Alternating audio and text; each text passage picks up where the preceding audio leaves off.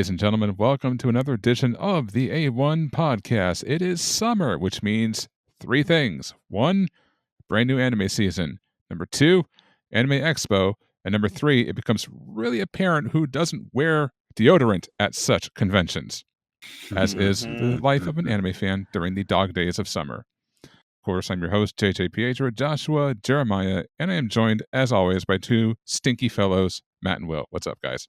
Excuse me. Heck, I do occasional cold showers and deodorant. Thank you very much. I pay attention to it. Yeah, unfortunately, my body sweats. But I actually look, man. As a person who works out consistently, tracksuit life, I have to shower like every other 2 hours at this point, man. I just recently had my physical exam as well. Like, yes, I do need to go and do some exercise myself as well. But geez Louise, the humidity is just really killer for me. But heck, props to you, man. At least you're doing exercise and getting that good cardio. I much respect. Yeah.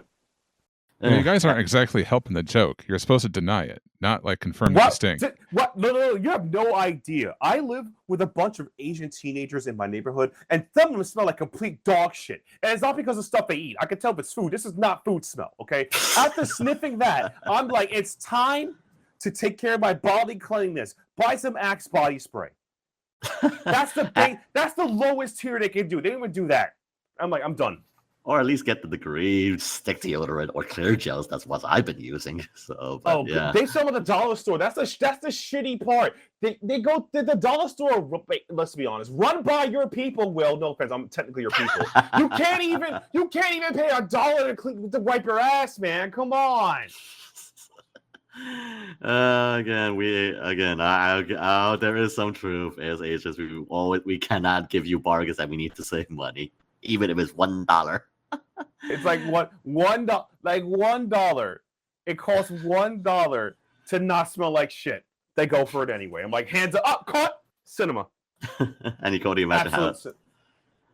Yeah, and you can't imagine how it was as we are in convention season. We just had Anime Expo. We are going to be heading into San Diego Comic-Con, which there is some anime news there. But next month is going to be Anime NYC, which we're high time convention season right now, and oh boy, it's just the summertime. Hopefully it gets cooler this coming August, but oh boy, it's the days. It's the days. And not one of those conventions will ever mention Final Fantasy IX Remake, because I'm convinced that game does not exist. It died. just like Yoshi P's dream, it died. Or Yagu's dream in other places. Yeah. I mean, if you think of it, it'll come eventually. Maybe 4 years, 5 years, decade. Who knows? I mean, again, we had no Duke forever. No. I've sniffed enough hopium. I've switched to copium. It's over. It's Jover, boys. Jover. Jover. No, it's not Jover. Our continuing banter on 2D people who can't move more than 8 degrees left or right. In other words, VTuber Corner. Yeah. They move 16 degrees. That's an improvement now. Sometimes, some can move 360. And speaking of things that move 360, here we are back at it again at the Dodgers game at the LA event. So, Will, you probably know more about that. I think Bibu wasn't there this time. Gura wasn't there because she graduated, but we got Bibu instead. So, I think it's like the same thing, right? And with that, Will is dead. Time to replace him with everyone's favorite actor, Don Cheadle. Don Cheadle? Hello, I'm Don Cheadles. Okay. Is that how he sounds? I don't even know how to. Sorry. He just sounds like a regular guy, but he's just Don Cheadle. That's hello, folks. I'm Don Cheadles. Don't mind me. I'm gonna take a swig of my moonshine. I have no idea what he sounds like. I don't even know what he looks like. I'm probably way off the mark. Haven't you seen any of the Avengers? He's like in there. Nope. I'm an anime and manga guy. I don't watch American comic book shit. Oh my god, he's the purity. He's too pure for me. Oh, I'll get burned in his light. Like literally get burned in the light. Gotcha. My bad. I actually was pressing the wrong button while I was like doing the talk. God, so yeah. My bad. But during the LA Dodgers event. So Bibu, Ina, and Iris was the main three celebrating regarding to the events at the Dodger Stadium. I did not check back on the matchup if the Dodgers won that game of sorts, but the aftermath, I've been just seeing like the pictures in regards to the turnout, and yeah, of course, naturally, Yagu was best girl out there, was there at the stadium at the event during the first pitch of the game, which yeah, just seeing the absolute crazy turnout. Even I just saw one guy actually driving at the stadium while it was still gated up to be the first one in line to at the LA Dodger Stadium, like crazy. But of course, naturally, there was also some like a bit of a kerfuffle as well with the management at Dodger Stadium, because apparently like they had to force fans to throw away their light pens, which, in case you didn't know, those light pens ain't cheap, especially our Hololive branded light pens. No, they're expensive. I think you and I went to a Sonic concert. I think last year at Sonic Tiffany with my fiance, and they would charge like what $15-$20 a pen. Yes, that was a Sega brand. I'm like, holy. Yeah, last I checked on like Hololive branded light pens, like they easily go for $40 easily, if anything else. So last I checked, I mean, of course, naturally with inflation, the world factors. Yeah, exactly. That's like time, like yeah. But it's like, you can't use pens because apparently they think they would blind somebody, or they're a weapon of mass destruction, or they're gonna, summon a plane to come down and, Allahu Akbar, the stadium. That doesn't happen, but that doesn't happen. But... So apparently there was like some kind of mismanagement regarding to the stadium, and like the Hololive account actually said themselves, "Do not throw away your pens. We know you paid them a lot, so we will be talking to." And apparently it caused some fans like throw away their pens like at entrance, which really was kind of a shame for many people, which pissed a lot of people off. But so there was like that one little fumble here and there. But during the events, like after the main baseball game, I know like the fans got onto the field itself, and I know here on the YouTube side of things, the three, Bibu, Iris, and Ina held a live stream. Roughly pretty much in real time as well, basically showing off like the concert events, the sing-alongs, especially here in last year, we're going to the Breaking Dimensions concert that happened at King's Theater. Just a quick sing-along, especially naturally highlighting Gura, because again, that was the year, and now Gura's gone now. And overall, the turnout of the LA Dodger Stadium was just like, Hololive is definitely starting to increase in influence, if any more than ever. Again, they blessed it, World Series champions, the LA Dodgers. They had Gura, more or less being such a fan, and now like the merchandising. I'm not sure you're checking out the merchandising on eBay or something. Apparently the Gura cards, like the cards from the last game and this game, is just like they're fetching like high price. Like, geez, I know the scalping era, man. It's just like. Look, I feel really bad the last couple of years for being a fan of anything, because like scalpers ruin everything. Like I stand by that. Scalpers do ruin everything. They jack up the price, and at one point scalping was like, well, if you collect something or you're a card game enthusiast, you want to get something. Now it's just anything gets scalped. I mean, hell, I could probably scalp this liquid death can in my house right now. Like, well, it says first edition. Yeah, I'll buy it. Just the can. The can. Okay. True.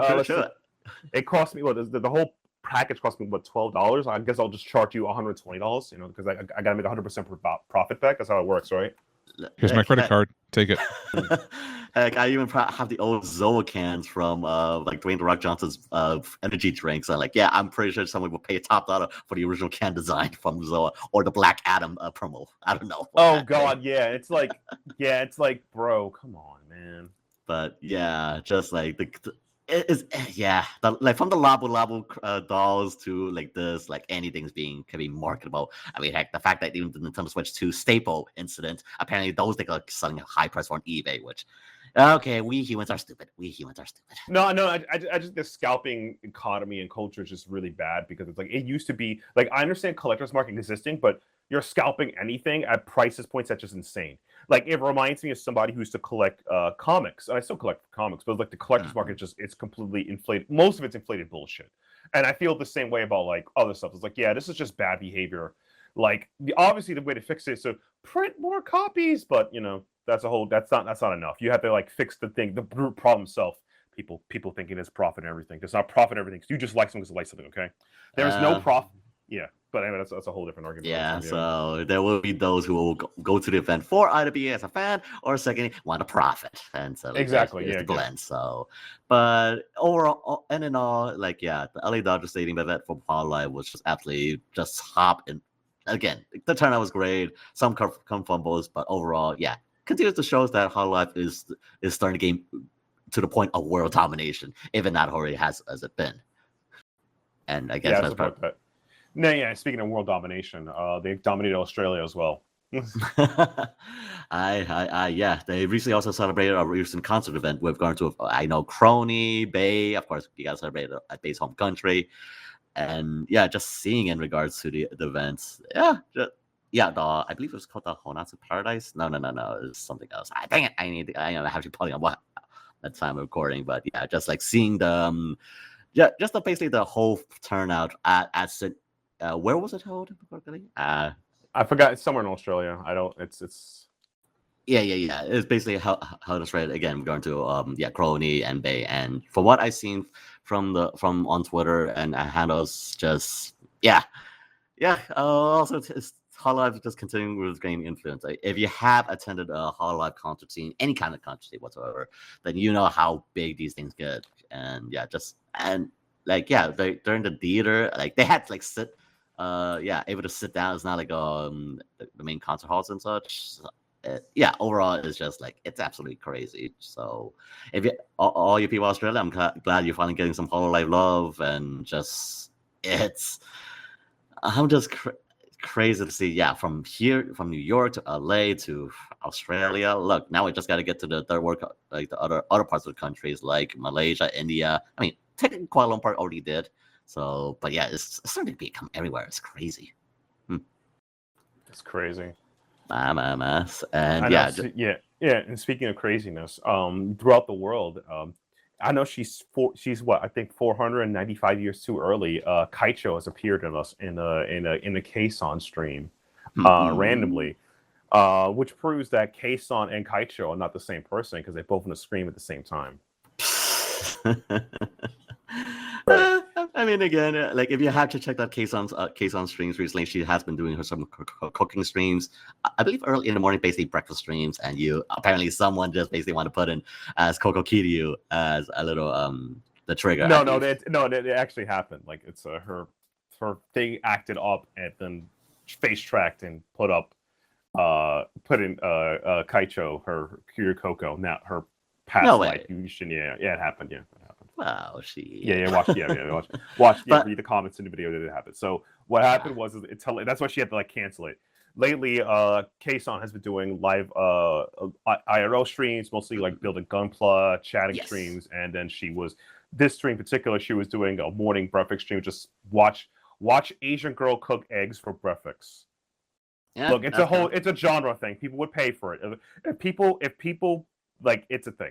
So she was doing that. It was just like she was chatting, blah blah blah, and then Kiryu Koko came up and twerking and dancing, and also talking as she was talking. So it was tracking her, and it's like, yep. So that was pretty funny. I don't think she'll be in trouble for it. It's clearly an accident, but that was great. So yeah. But now Kason and Kaicho are two different people, so you can't accuse them anymore. Okay. I mean, again, she's always been hot at Indigo, so that's we're going to see those two, either be a Kason or Kokokiryu, there's going to be a whole lot of love. I'm just happy that I'm just happy that it took we got an extra 490 year plus earlier period before they went the next 500 years.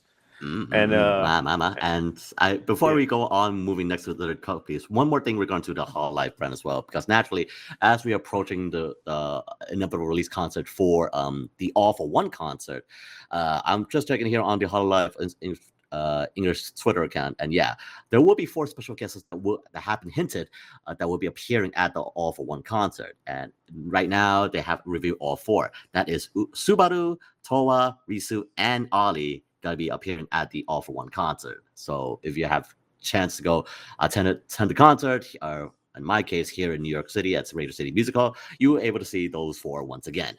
And we've seen Tora, we've seen Risu and Ali, but Subaru, I think this will be the first time, I believe. With Subaru, with Subaru, with the recent improvement in her life, she just finished part 4 of JoJo, which is really great. She was part 4 of JoJo. Diamond is Unbreakable, essentially, if you don't know. Yes, Diamond Unbreakable is peak. I stand by that. It's like one of the best JoJos. Like part 2, 3, 4, and 6 is up there, and Steel Ball Run 7. Those are the best JoJos. 2 through 4 are phenomenal. 7, skip 5. Golden Wind is not that great. Golden Wind is a great anime, but trust me, it's not. But anyway, she finished part 4 is great, and she also got a boat license, so she might be driving up there in a boat. The Yeah, she dog has a riding a fish- boat. Oh man. Yeah. So yeah, overall, yeah, it's just starting to go.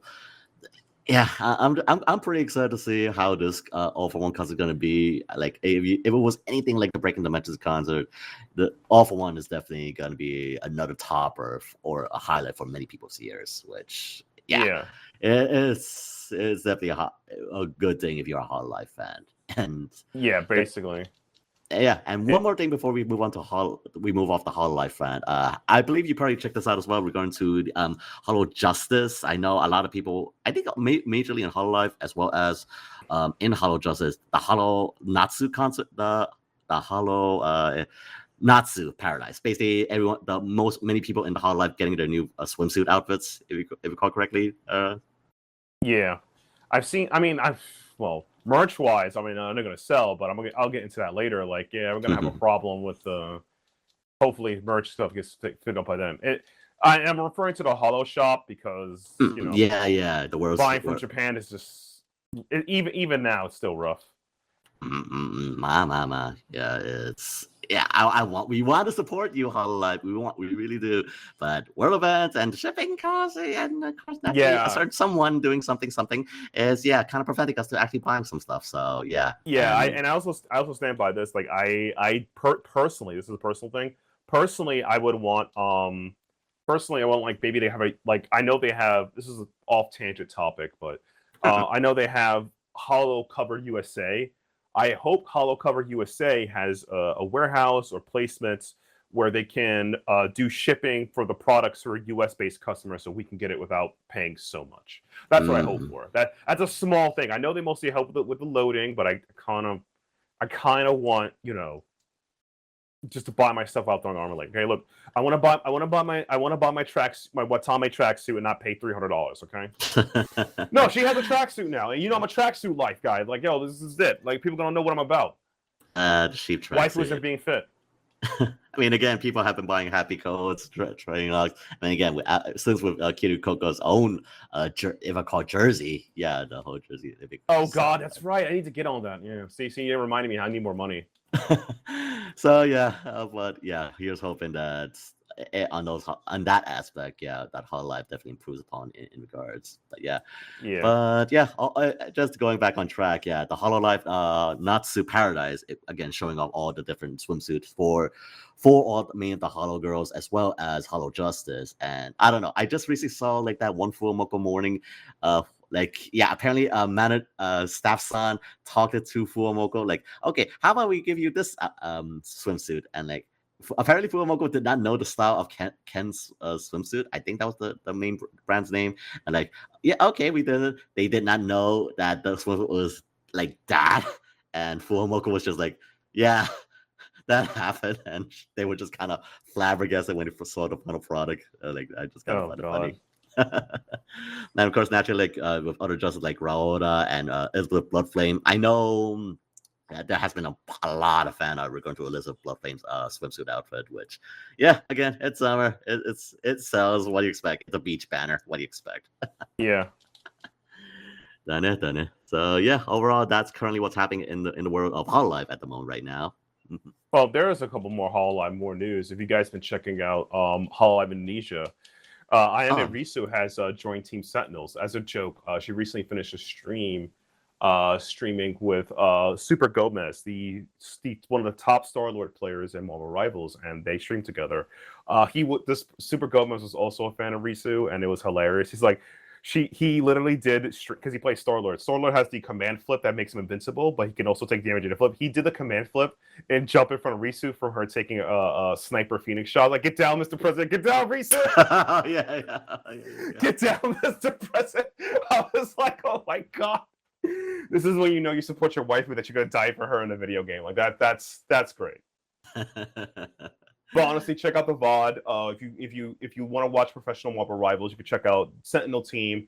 I think they just won another. I think one of Marvel Rivals I follow, Aramori, she just won her third tournament. I think she's on Team Sentinels. I can't recall, but she won her third tournament. She won season 0, season 1, season 2. So 3 rings. So respect that. I got respect her name on that. But check it out if you haven't already. It's really fun. It was a good stream. I hope more pro players stream with VTubers because it actually does help. I mean, it works in Street Fighter. It could work in Marvel Rivals. Oh, for sure. Again, just blend all the medias in regards. I mean, I know that while not a fan, I know that Iron Mouse recently did a collaboration regarding to the King of Fighters City. Not King City of Wolves, yeah. City of Wolves, yeah. Yeah, Fatal Fury City of Wolves, yeah. Yeah, did that collaboration. And I know they're not really much of she's not much of a fighting game connoisseur, but it's always nice to go and see, like, people, just basically from casuals to the pro players to just basically get together. I mean, it's always a nice meeting experience. So I would like to see more. True, and I think about speaking of Iron Mouse, though. I mean, I think there's a clip going around now, and I think it's from a stream that she's not interested in doing any more meet and greets. And I don't know how to feel about that. I feel like being a VTuber or being any internet personality, you have to have some IRL connection. You know what I'm saying? I know that she's busy doing the IDF, the Immune Defense Fund, not the other IDF. She works with them to heal people, and cares about that. I know that she has great trade work. I know that she also is.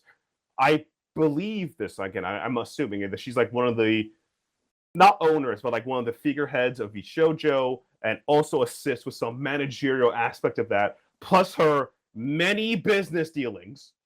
Sure. I understand how she may not want to do more meet and greets, but I feel like she would do more because that's kind of the whole point of the business. At least, even I hate to say it,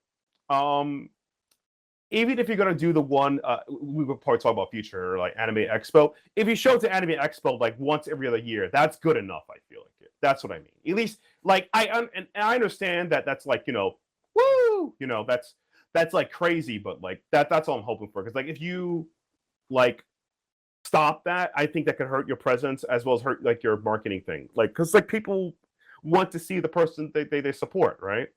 I would like to see Tony Khan sober, That's what I like to see. I hope I can support that one day. Wow, you are asking a lot, my friend. It's a great show. Everyone's gonna be here. It's a great show of all time. Masawa, I've done a great show tonight. That's I'm hoping that. That's all I'm hoping for. But I don't know if it's true, but you could probably talk more about that, Will, since you're I actually just popped up regarding to the video regarding to this, and from what I can just saw from the recent video, basically, apparently it's just one. It's the stand. It's basically regarding to one place they join on Patreon, and just kind of apparently they just want to go and more or less harass her in a sense as well. I mean, that's why I'm getting it from summary from the comments in regards.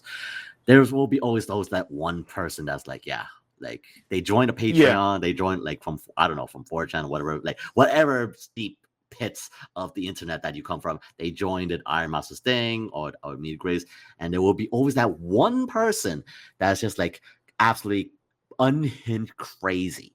They got no, and I guess this is probably a good way as well, since it's talking about AX, because she did appear in AX, and she did a collaboration with Sega as a Hatsune Miku cosplayer. And apparently there's this one unhinged guy. Literally, I saw this guy on stream on Connor's collaboration. Apparently, the balls. I mean, respect to the guy, but had the balls to say to ask it Iron Mouse. Or do you have a plan to actually do 18+ content with Project Melody? And it's what? Yeah. No, that's not happening, my guy. That's in front of the stage and such, and it's she laughed it off. Props to the cojones on the guy, but geez Louise, what the heck? It's just So I'm just continuing to see the video, and basically, there will be always those one person that's unhinged, either be crazy, unhinged, or just straight up a vitriol of want to say absolute negative things, why the heck you're like this, just absolute vile to her. That part. Yeah, that part you can't escape. That comes with the elements of the territory. Obviously, if you are socially skilled. Like I think. Oh God, like we'll talk about her later. Like one of my favorite VTubers I fell down rabbit hole is Giga. Giga's just great. Actual adult, talks about real stuff. Talks about social cueing, all that jazz, and talk about like it's more of how to let them off and force them to like end the conversation, because these people don't know when to stop unless you have to do that. I mean, you can't just openly physically harm them and make them stop breathing forever, because that's a crime from what I hear. I've had to check, and where we live in the United States of America, making someone stop breathing is a crime. I've heard. But in Japan, it's called the King's Road. So. Yep. Right. So yeah, just seeing it up. Yeah, that's more or less kind of like most of the reason why she stopped doing meet and greets, because it's just there will be those points. And yes, that is her choice. And while I'm sad, she won't be doing as much meet and greets, if any at all. I mean, I'm glad I met her at MMOC that one year. And it sucks because it's like I respect her for all this stuff. It's like I get it, but it sucks because I would like to see her in other places that I can, because I only see her on stream.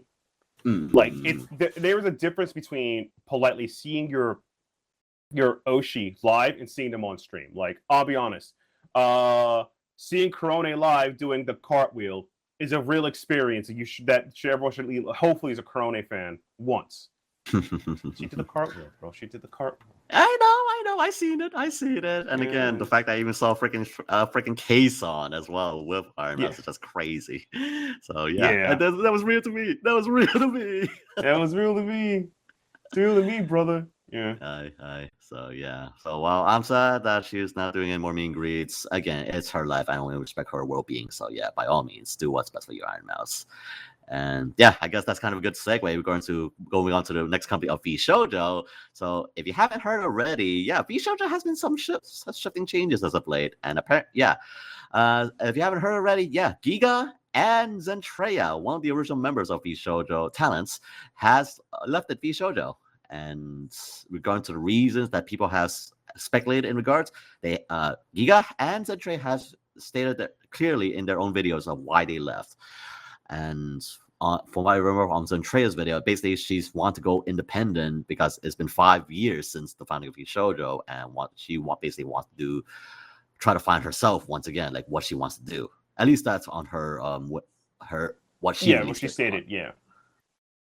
And regarding to Giga, if I recall correct, if correct me if I'm wrong, but for Giga, she's kind of also in roughly in similar boats, because I know she has not been too like involved in VShojo collaborations. I mean, she did that whole April Fools were done to the Never Gonna Give You Up meme video in regards, but aside from that, she's been more or less very quiet and not as involved as VShojo, and therefore she decided to go back into the indie scene. Yeah, her reasoning was because of like collaborations and not collaboration effort, but it's mostly like she wants to have more control over her stuff, because she was a fan of management doing stuff, as well as talking about being a member of VShojo. And if you go to VShojo and you look at the company, you're like, oh wow, look at Iron Mouse, look at Kason, look at Kaicho, Sencho. God, I still call it Kaicho. Look at Henya. Melody. And you look at them and you see all the opportunities they have. They're great. They do a great opportunity, doing great works.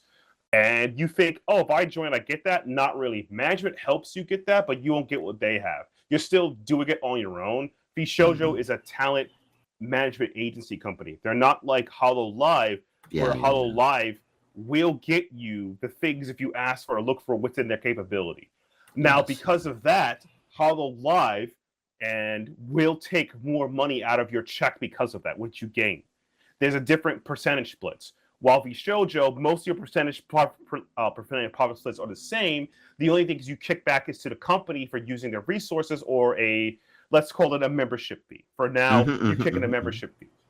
For Hollow Live, again, this is all conjecture, that a talent signed to Hollow Live is an employee. Via using the access to the company, they get the thing they want, and they take percentages out of the deal or something they get. Like, for example, we'll probably talk about it later, but Ue Musume has become very popular, the horse racing girl game. Now, because that game is very popular, Hololive has clearly worked with their agencies to get perms so the entire corporation can play it, so they don't have to do it themselves. That ability to get, which is helpful, may also come out of taking your paycheck compared to being an independent, doing it yourself. Again, there's pros and cons to everything, but I'm assuming, again, natural assumption, because Hololive takes a lot of the back end work and heavy work and providing assets and all that jazz, your paycheck might be smaller compared to being independent or Bishoujo because you're doing it yourself. Now back to Giga. Giga, since doing everything on her own, doesn't like the management situation. Just like, well, I still got my own merchandise. I still print my merchandise through this. I still do this on my own. I don't feel the benefits of being with Bishoujo and paying the membership fee if I'm still doing all of this and I'm still relatively in the same space I was in before. So why just go independent? That's generally it. It's nothing to do with like, oh, we only hire mouse, no conspiracy. It's just that people outweighing the costs and benefits from their own perspective of essentially being your own business or internet celebrity. In reality, it's all a business move, okay? Sometimes that's all it is. It's just business. Right. As MVP would say, it's just business, and he bops you in the head with a cane. It's just business.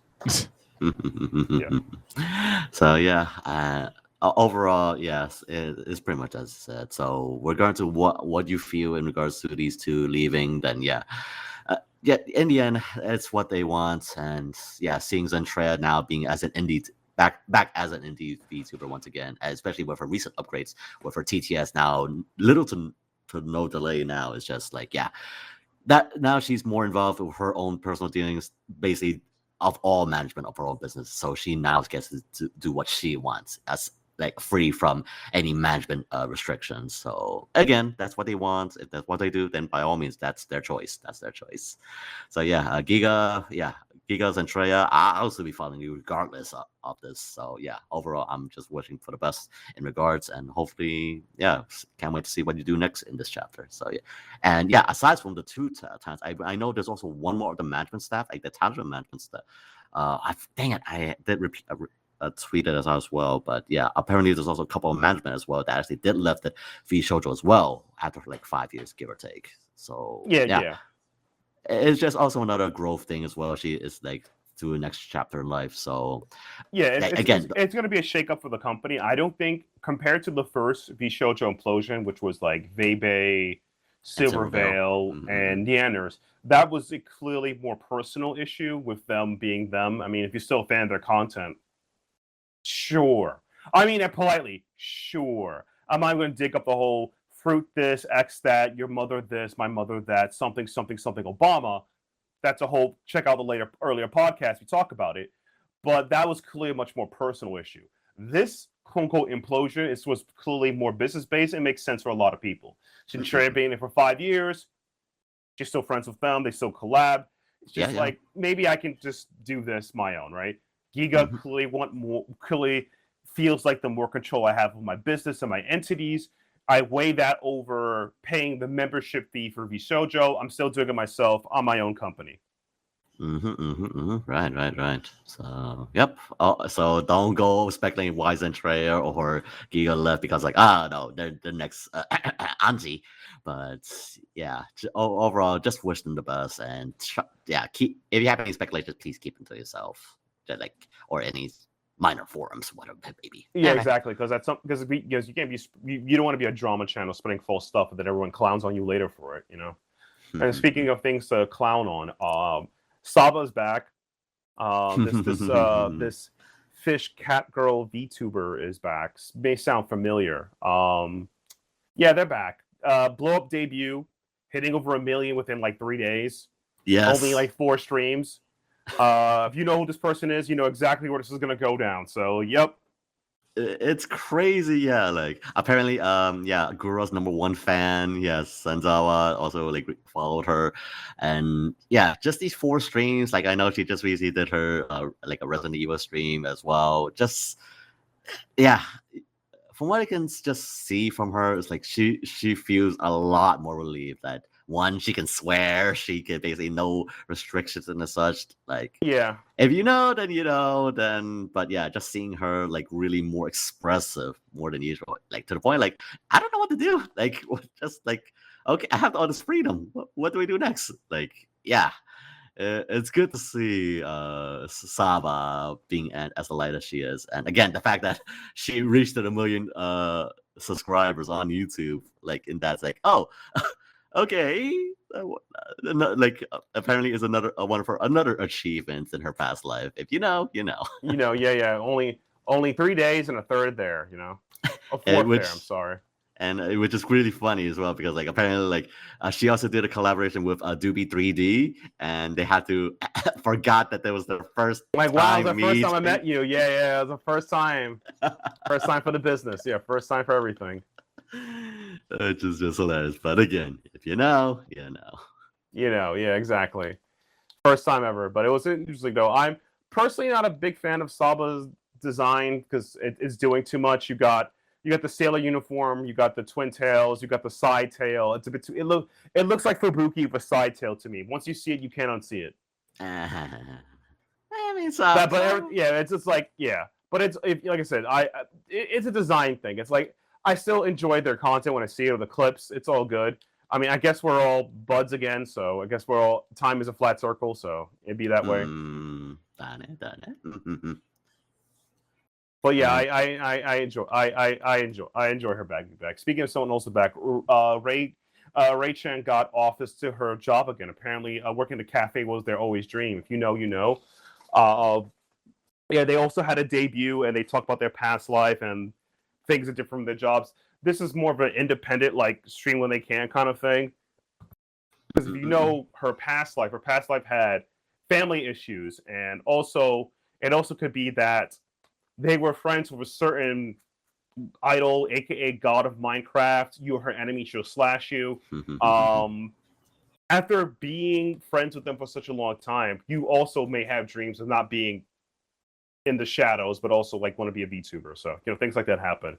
Basically, if you hang out with someone long enough, you end up taking their hobbies and you care about it. But I'm glad Ray Chan is back. And it was a good debut. Please check out Saba and Ray Chan if you haven't already. You can probably find their clips all over everywhere.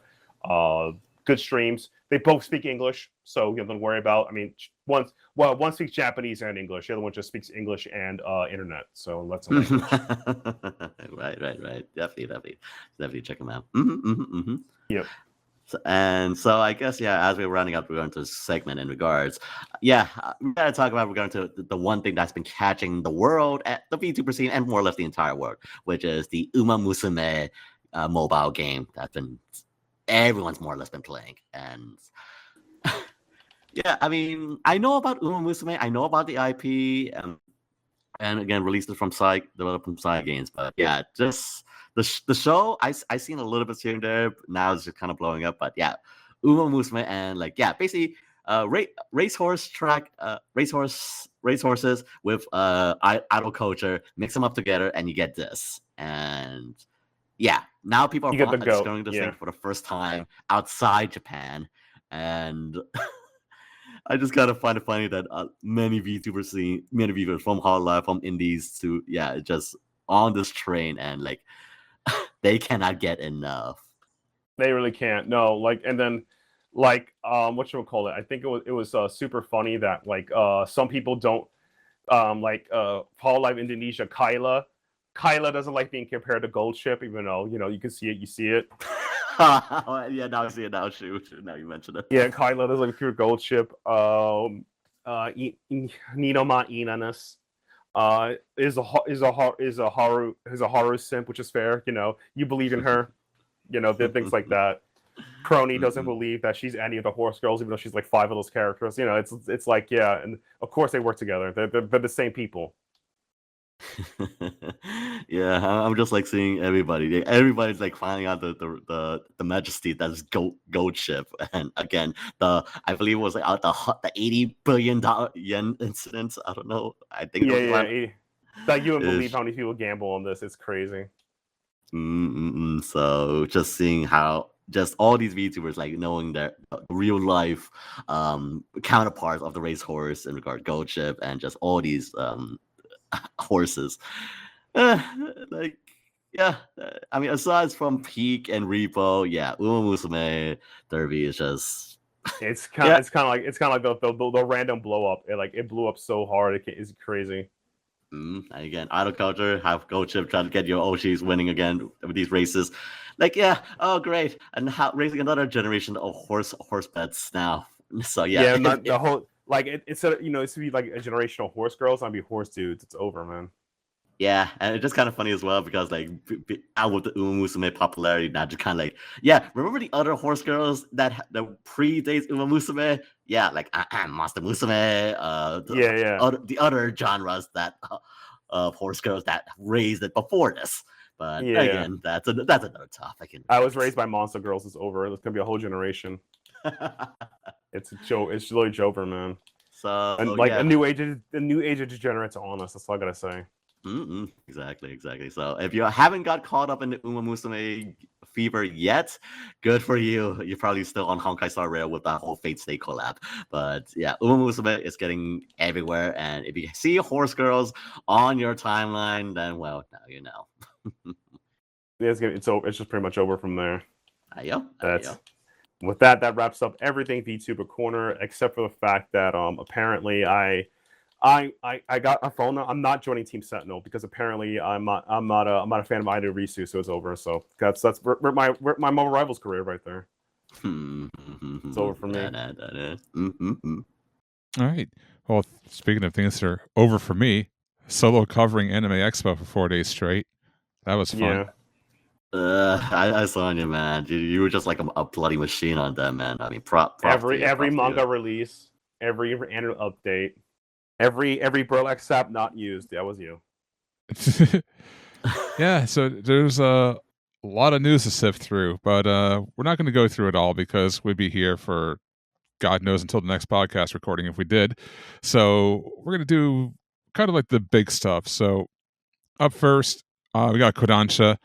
Yeah, I'm not going to go through all 20 licenses that they announced, but the one that caught my eye that I'm sure caught a lot of people's eyes is the manga adaptation of the RPG Omori. And I've been wanting to play the game. I just haven't had time to do so.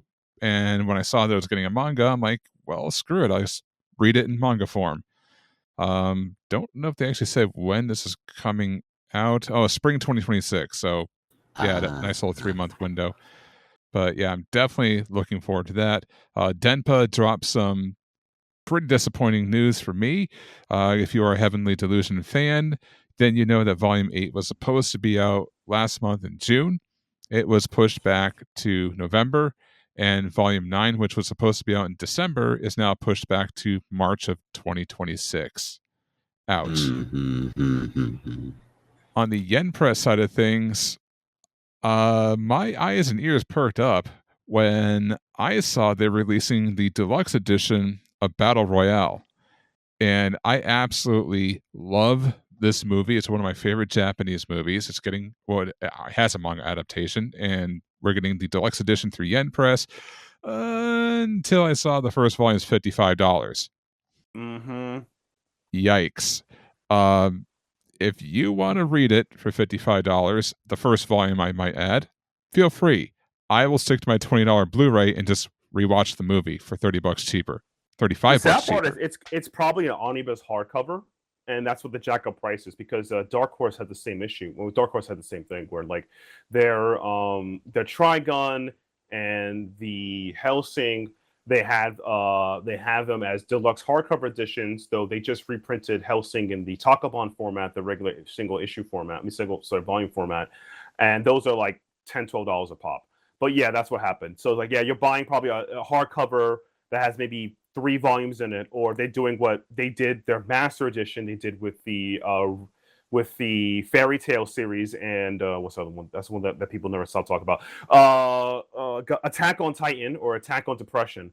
That one lasted. That one is there. It's a soft cover, but it's like 5 volumes per book. So that's what they're doing. It's either 5 volumes per book, soft cover, or it's a hard cover with about 3.5. So either way, that's still a high price point. I mean, the highest I spent for omnibus is like at maybe like near like 20, like 30. 30 is the highest I ever spent on omnibus.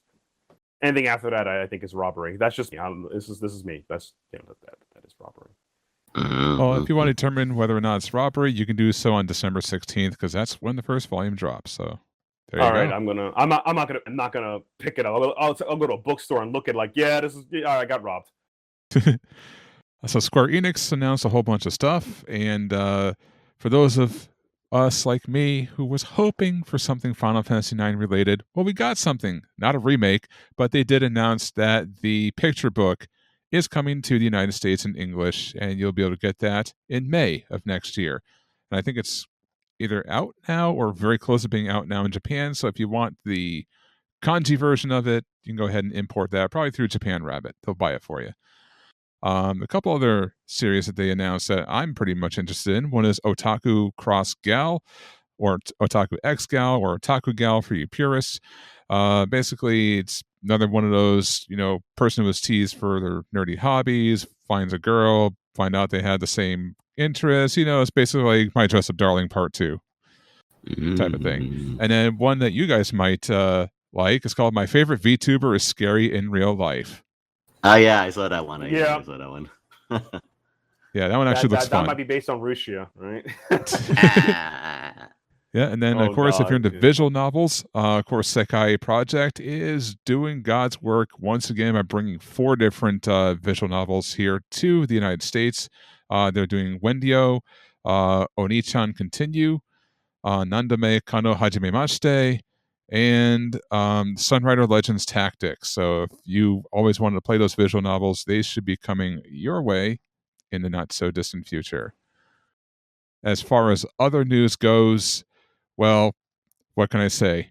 2 classics are making a comeback, and we got the first trailers. I'm talking about Fist of the North Star and Ghost in the Shell. And the one about Ghost in the Shell has me excited because this is kind of getting the Full Metal Alchemist Brotherhood treatment. In other words, they are retelling the manga as intended from start to end. So that's going to be a treat to Ghost in the Shell fans. And of course, Science Star is doing it, so you know it's going to be good. And of course, Fist of North Star, the reboot. Come on, it's Fist of North Star. It was JoJo before JoJo was JoJo. Basically, yeah. I'm so happy that one's getting made as well because I've been recollecting the original manga being printed by Viz, the hardcover omnibus. Really good stuff. And I wonder how jarring it's going to be for people watching Ghost of the Shell, the OG format, because they were just mostly was short stories and short arcs, and I enjoyed that. And it's like, yeah, hope you guys have fun learning about rice and body shape and body portment stuff. That's great. Oh man, I wonder if it'll work because it's like this is Ghost of the Shell. Me who read the manga, like, yeah, sure, buddy. All right, yeah, okay. Let's go. We. Yeah, Speaking of we and possibly woo, Gen Urobuchi, also known as the Euro Butcher, unveiled the trailer for his new film, Eisenflugel, which sounds fun, but we all know Gen Urobuchi. It's going to be dark. It'll most likely be dark. Yeah, it's going to be dark. Also announced the Vermilion Mask is getting a television anime. I know this has been kind of like a hyped up manga for a while, so I'll be interested to see how that goes. Basically, this one's going to be another one of those, looks like a high budget thing, action type of thing about, the Mask of the Warrior God, the Mask of the Spider, the Mask of the Flame Dragon, and the Mask of Courage, aka the Vermilion Mask. These masks grant power to those who wear them rather. You can pretty much see where it's going and have a bunch of characters wearing masks, superpowers, fighting, typical shonen stuff that you're going to dig into and be like, this is the new Jujutsu Kaisen. Probably. Oh God, I'm waiting for that. I'm waiting for that. Yeah. Yeah, and it'll probably win like 35 awards at the Crunchyroll Anime Awards next year. So we'll see. Let's see. Bleach: 1,000-Year Blood War Part 4 arrives next year, so we finally get a release date for that. And Frieren got a season 2 world premiere trailer, but we already knew that was coming, so that wasn't really that big. And outside of that, that was kind of it for like all the big stuff. Of course, we have all the little miscellaneous stuff about shows getting new seasons announced and when these shows will be coming out. Most of the stuff, spoilers, is 2026. So We'll have a pretty stacked anime season, or actually I should say anime year next year. But of course, we're talking about stuff like Reincarnated as a Sword, season 2. Let's Play will be coming actually later this year. Then we have the anime film Grotesque, which is getting a lot of press. And then we have Rooster Fighter, which is one of the most insane concepts that Viz Media has been put out for a manga. The anime is going to be probably just as insane. I mean, if you want Family Guy Peter versus the chicken, except the chicken just wins all the time, that's going to be the anime for you. Also, next year we're getting ReZero season 4, so that's going to be a big one. The second part of this next season of Beastars will be out next year as well as Mushoku Tensei Jobless Reincarnation season 3 will be out next year. And of course, if you want home video, Cyberpunk Edge Runners will be out on Blu-ray this October 28th. So yeah, lots of good stuff coming next year. Record of Ragnarok as well. Almost glossed over that one. But yeah, 2026 for a lot of the big series shaping up to be, a great year. But yeah, that's pretty much Anime Expo in a nutshell. If I missed something, sorry. Like I said, 4 days of coverage. There's a lot of stuff that came out. Yeah, like there was like some other as well, because when you said about Cyberpunk as well, I'm surprised they didn't mention that. Yeah, Studio Trigger is actually confirmed they will be making a Cyberpunk Edge Runner season 2. Is in production right now. So yeah, they're currently making it, still in early development. And of course, naturally, we gotta mention regarding to this, since this is part of the sphere, that our resident anime guy, Giguk, it has officially announced he's making his own isekai anime called Banan, or is it Banan? I think it actually is Baan, Baan. Oh, Baan, yes. Yeah. And it's just like, if you haven't checked out the credits in regards, yeah, basically a lot of veterans be involved in his project, regarding to Mid-Eastern culture. But yeah, overall, I'm just kind of very surprised to see Giga making his own personal anime after all these years of content creation. So yeah, I'm very curious to see. If you haven't checked out the trailer of Bond, by all means, check it out right now. It seems definitely promising. Well, shit, if I had his money, I'd make my own anime too. But I don't, I can't. Yeah, like I guess all those years of shit talking anime, I guess he could finally make his own anime. Very proud of him. We should talk anime all the time. Where's our anime? Exactly. Like, where's my check? I've been waiting for this for a long time, but I guess that's how it works. Yeah, pretty much. I mean, I've only been selling light novels for 7 years now, going on 8. Where's my anime? Where's my anime? Yeah, where's my check? Yeah, we got to talk to the manager about this. Yeah, I know exactly where it is. It's over in Japan when people looking at it going, "What the hell is this shit? Who's this guy? Fuck him." Well, at least you're not. Bye. I mean, at least you're not like a kick streamer or such, because I know that's been kind of going around. As you're not that, so. Oh god, that is true. Look, that website is the Wild West, man. It's I swear it's the okay. Off tangent here. I'm starting to think that kicks end up proving 100% right. Like, you can't get back old YouTube. Xbox 360 idea is over. We all learned more from it. You can't go back. That clock ain't coming back. And when you try to put it back, people look at you like, "Wow, you're crazy." Yeah, because you are crazy. You are crazy if you go around doing that. Pretty much. Speaking of crazy, number of shows I picked up on the summer anime season. My God, I actually ended up dropping a couple of them. Yeah, I'll get into that in just a second. But yeah, for new shows. The one that I still do not know if I like it or not is Cultural Exchange with Game Center Girl, because like, it's the first anime that I've watched in pure Japanese where I don't need subtitles for it, because everything is in broken English. Well, at least like 80% of it. Obviously, it's about a girl who is coming to Japan. She speaks English, and she meets a guy at a game center named Renji, who, yay, is named after my character. Woo! And yeah, she basically has trouble playing a claw game, so he helps her. And then they have a little bit of an exchange. And all of a sudden, they want to exchange notes with each other so he can learn English and basically get to know her better. Sounds like a nice little charming anime, but it's actually an over-the-top comedy anime with the comedy style that I absolutely hate, which is lots of screaming and yelling and over-exaggeration. But for some reason, despite the fact that the plot is nothing what I expected it to be, because the way I read it, I thought it was going to be like another gaming-centric romance, like High Score Girl, which is like my favorite gaming-centric romance ever. It was nothing like that. It was very much a very big disappointment in that department. And I hate the type of comedy, but yet I can't stop watching it.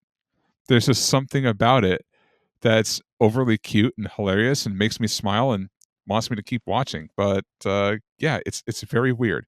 It's like a show that does everything that I hate, but yet I want to keep watching. It's time for crash. It's a crash out show. Yeah. So I'm watching that. Crunchyroll actually approached me for Gachi Akuda, and I actually got to watch the first 2 episodes a couple weeks ago before it premiered, and I didn't know what to expect going into it. And it's outside of some typical, shonen tropes, like, oh my god, I'm in this situation where I might die. If only I could just awaken my powers. Oh, look, they're awake. It's a tried and true formula among shonen shows. You're not going to get away from it. And to their credit, they didn't pull the trigger immediately on it. They kind of like teased it and then waited a little bit and then pulled the trigger. So kudos to them for like trying to break the trope. But yeah, basically it's one of those shows where you got the inner rich city circle and the slums on the outside. And if, the people in the slums think you're a criminal, they just throw you into this giant pit because they're trying to reform their image so they can get back into the high society side.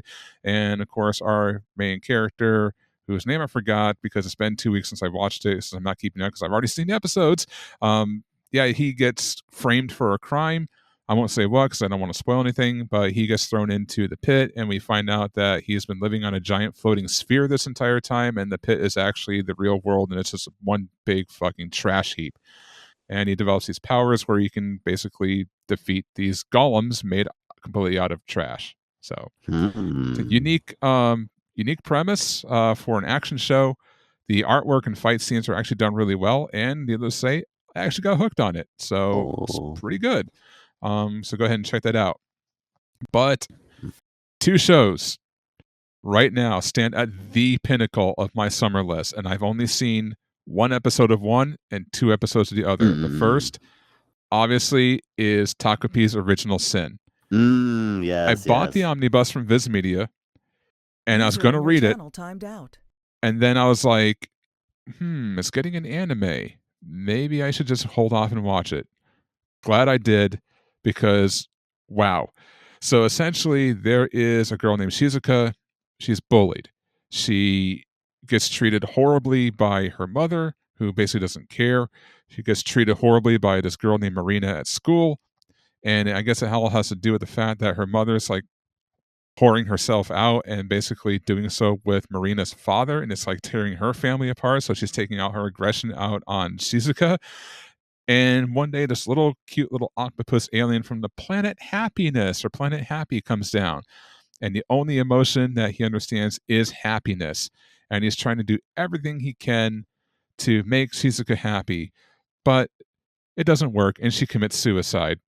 But thankfully, he has a happy gadget where he can take a picture, print it out, reinsert it into the camera, and go back to that moment in time when the picture was taken. And he does it over and over and over and over and over to try and learn why Shizuka is so sad and how to make her happy. It is dark.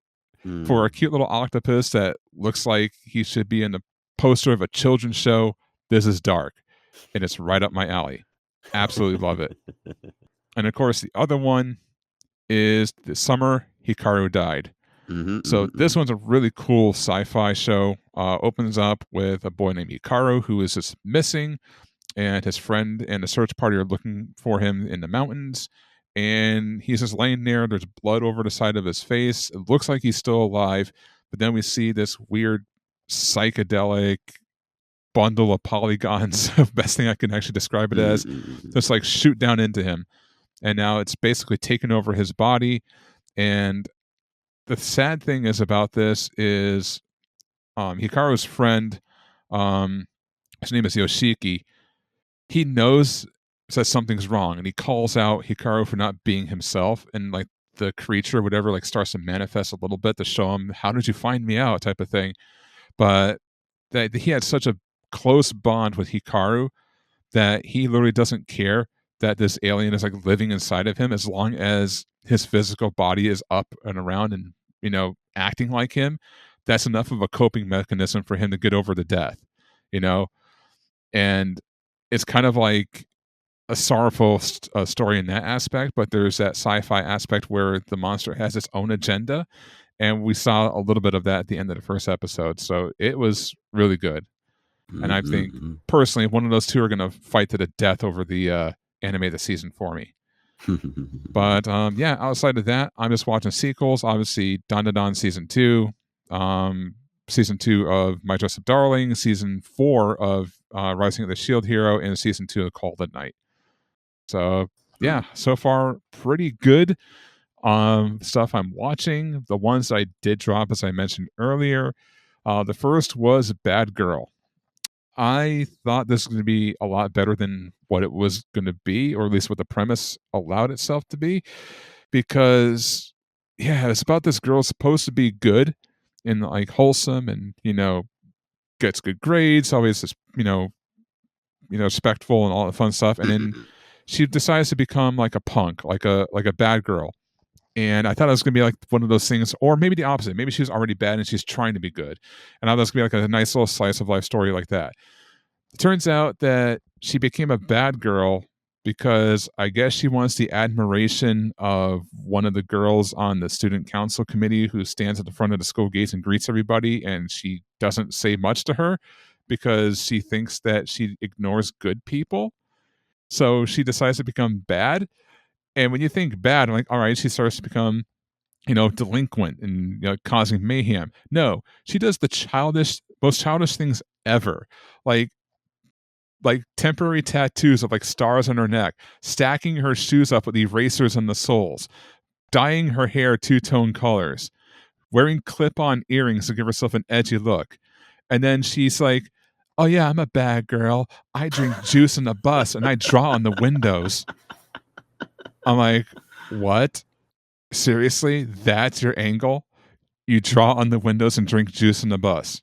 I dropped immediately. It's like, when you say bad girl, I'm thinking like teenage rebellious, like actual bad girl shit, not like I'm still trapped in a 5-year-old's body with a mindset of a 5-year-old type of shit. That was just obviously, I felt embarrassed watching that show. So yeah, automatically dropped. The other one that I dropped, I don't even know what the asterisks in it mean. I don't really want to find out, but it's Wataru Kun something blah blah blah censored. Oh, that's Shimoneta one. Yeah. It's just another bullying show that tries to be Nagatoro but fails at being Nagatoro because this girl was like not respectful of someone's personal space, and then the girl that the guy has a crush on, the bully just gets involved there and starts bullying her. It was like really stupid. I couldn't even get through the first episode. It was like really retarded. I was bored to tears and nothing really seemed, interesting. So dropped it. Gotcha. But yeah, that's my quick overall thoughts on at least the beginning of the summer anime season. We'll see how it pans out in about 10 more weeks when everything wraps up. But Will, what have you been watching and how are you liking it so far? So, like the shows I actually managed to watch is a second season. Of course, naturally, My Dress Up Darling season 2, again, just absolutely lovable if you need something that cutesiness in regards. Of course, naturally, the typical junk food isekai, which is Reborn as a Vending Machine season 2, is also out. I mean, again, it is the budget go-to show but you don't want to think about anything. But I enjoyed it. Yeah, Reborn as a Vending Machine, also very good. And yeah, if you haven't already known already, after 15 bloody years, Penny and Stocking season 2 is finally out, and yeah, it's good to be back. Like after 15 bloody years, we finally got a season 2 of Penny and Stocking, and seeing it in the original dubbing, yeah, it's more or less like the user entered your when channel. you watch as Adult Swim. It's just like it's pure crack. It's like.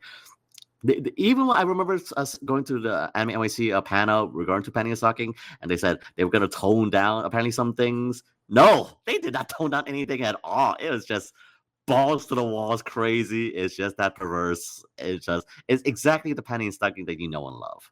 So if you haven't got a chance already, by all means, Penny and Stocking is back after 15 years, and it is just It's just exactly as you know it. I mean, while again, sad couldn't bring back the original voice acting, Christina V and Erica Hallicher does absolutely great work as Penny and Stocking. So yeah, by all means, check out season 2 at all these years. But the only other new show that I actually have currently watched at the moment right now is With You and the Rain. And basically it's regarding to this one novelist who on a rainy day finds a tanuki and basically figures out like what does she want to do in regards. So basically a good old slice of life kind of deal regarding to how a novelist is getting through writing her novels with the help of a tanuki. I know it's a strange concept, but why not? Why not? So yeah, it's a very also very good mood show. Like if you love the sound of rain, if you love like that aesthetic of I don't know, literally on that first episode, like taking a bath in the darkness with the rain in the background. It's just like it's a very good mood of a show. So if you need something that's like a good feel good kind of show, then yeah, this is probably another a good show to put on your watch list. And yeah, like with you as well. Yeah, Josh, like I've been checking out Call of Night season 2, and if you want that night mood again that you know from season 1, yeah, checking it back with season 2, and yeah, Call of Night is just absolute night vibes of show. So I'm happy about that. So far, those are the only shows I actually watched at the moment right now in my spare time. But I know like there's kind of like that one show that's like I probably should check it out, but I haven't. I know Don. I'm not checked it out yet. Solo Camping for 2. And a lot of shows I have stuff to check out yet. But overall, those are the shows I've been checking out at the moment right now. Well, luckily for you, if you haven't seen the first season of Don, it's coming to Toonami later this month on July 27th. Oh, yeah. Well, technically, it's July 26th, but technically the 27th because once you cross over the midnight border, it's at 12:30 a.m. So. Yeah. Oh, right. Set your DVRs.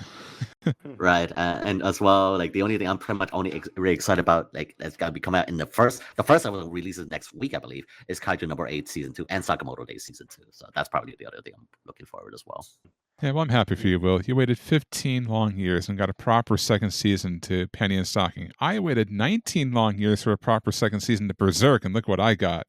Yeah, exactly. And don't remind me, because again, this kind of goes into the AX news as well. Like apparently they announced a Fist of the North Star anime, and apparently that got the Berserk treatment. If you have to check that trailer, oh man, I'm so sorry. God, it's not a good time for some people, and it's what am I here for? Just to suffer, quite literally. So Matt, now that you're back from the ether and your technical difficulties, what did you watch so far this season? So far this season, I've actually kept up with I kept up with Crunchy. I actually use Crunchyroll, the free pass, to watch them done. But I've also been using the internet to catch up with one anime that I actually made me feel like, wow, maybe I'm not a POS. It's called like Haru Hana wa Rin Tusaka. Essentially, it's about two people. A proper young lady in an all-girl high school is friends with a delinquent who's poor, and their relationship works out pretty well for each other.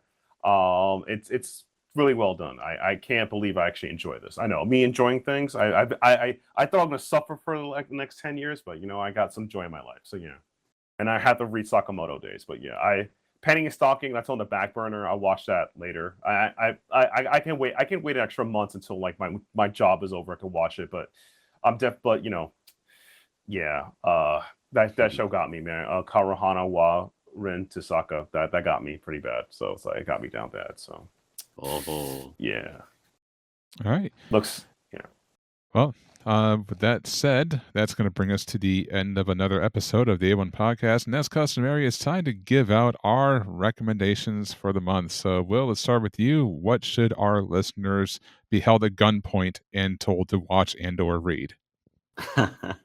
At the moment right now, we're going to manga-wise. I'm just like looking at my Amazon wish list, and at the moment right now, there is currently nothing on the manga side of things I actually want everyone to actually read at the moment. I mean, I'm just currently playing right now Death Stranding 2, and again, please, if you haven't got a chance to, yes, this is anime related because again, Hideo Kojima put a freaking VTuber in his game, and it's literally in his credits right now. If you haven't chance to yet, please. You mean Pecora? Just yell it as loud as you can. Just Pecora! Yes. Yeah. Yes, go Pecora. If you want to hear Norton Reedus or Suda Ken shout out Pecora, then yes, play this game. Like, it's batshit crazy. It's anime as heck, but you'll probably enjoy it regardless. Maybe it's Amazon delivery. I don't know, but it's just absolutely fresh. So if any, I do have to go and recommend it. By all means, Death Stranding 2. Play it. Hideo Kojima with a VTuber. Why not? All right, Matt, and what do you got? I recommend. It's out. It's been out for a while now, and I'm surprised if you haven't already. I highly recommend. As I mentioned, one of the peak JoJo runs is finally out. Steel Ball Run, volume part 7. So part 6 is wrapped up, I think, a couple of months ago. Please get Steel Ball Run. It is that good. It is like, if there's any JoJo series I recommend you read, it's just like my honest opinion. 3, 4, 7. You can maybe skip 6, but 3, 4, 7 is the strongest. Mm-hmm. All right, and as for me, obviously, I'm a sucker for slice of life romance, so I'm going to be recommending the new series I Made Friends with the Second Prettiest Girl in My Class.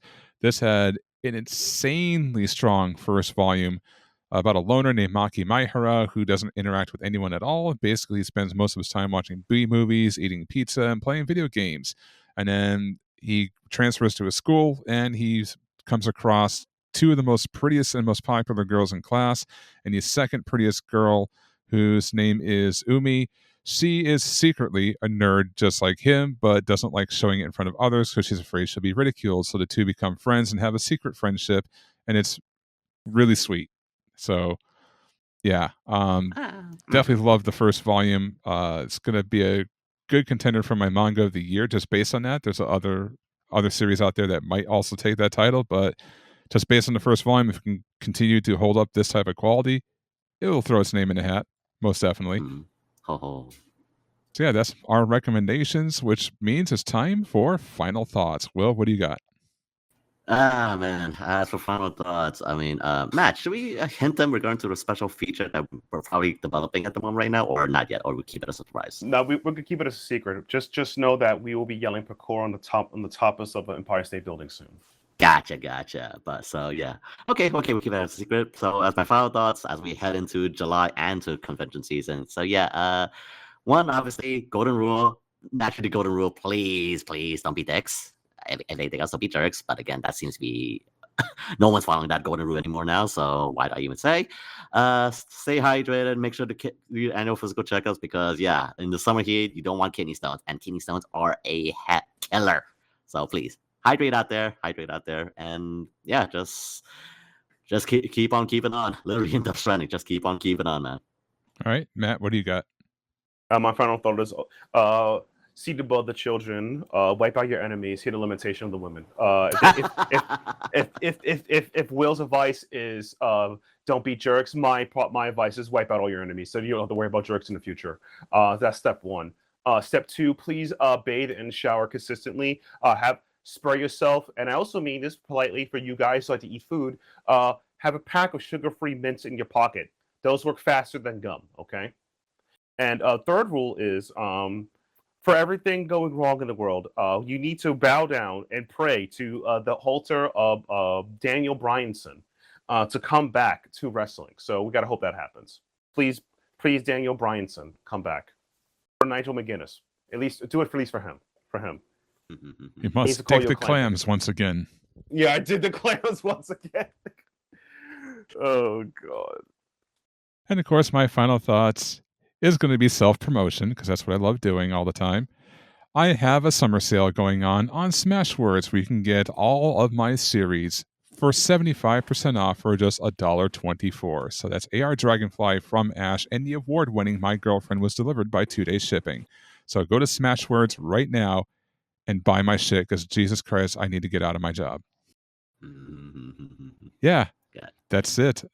That's a podcast, and that is us. So until next time, for Matt, for Will, I am JJ Piedra saying, once again, Godspeed to all you out there in Radio Land. Peace. Bye.